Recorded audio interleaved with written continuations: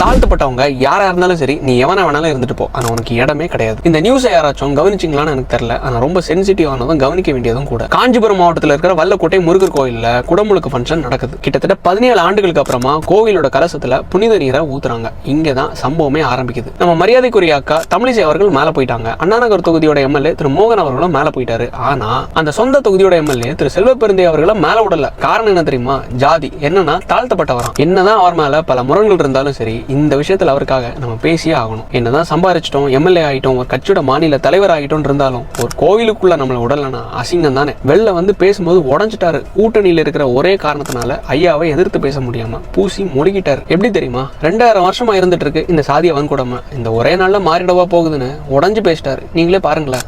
2000 ஆண்டுகளாக பிரச்சனை இருக்கு. இன்னைக்கு ஓவர் நைட்ல தீர்க்க முடியாது.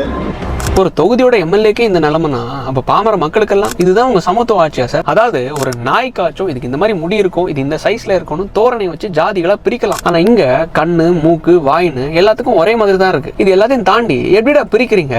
நானும் சோறை தான் திங்குறேன், நீயும் அதே சோறை தான் திங்குற, எனக்கும் ரத்தம் தான் ஓடுது, உனக்கும் ரத்தம் தான் ஓடுது, நான் செத்தாலும் அதே கட்டை தான், நீ செத்தாலும் அதே கட்டை தான். இதே தாண்டி எதை வச்சு பிரிக்கிறீங்கன்னு தான் எனக்கு தெரியல. ஜாதி சங்கம் வச்சிருக்கிற நீங்க எல்லாம் ஆட்சி பண்ணும்போது சமூக நீதி, சமத்துவம் இதெல்லாம் உங்ககிட்ட எதிர்பார்க்கறது குத்தம் தான் ஐயா. எல்லாமே வேஷம். வெள்ள போர்டுல கொட்டை எழுதியிருப்பானுங்க சமூக நீதினு, ஆனா காம்பவுண்டுக்குள்ள கூட விட மாட்டானுங்க. அதுதான் எங்க ஐயாவோட பவர். 2026ல கொஞ்சம் பார்த்து ஓட்டு போடுங்க. கோயிலுக்குள்ள போகணுமா போக வேண்டாமான்னு. நன்றி, வணக்கம்.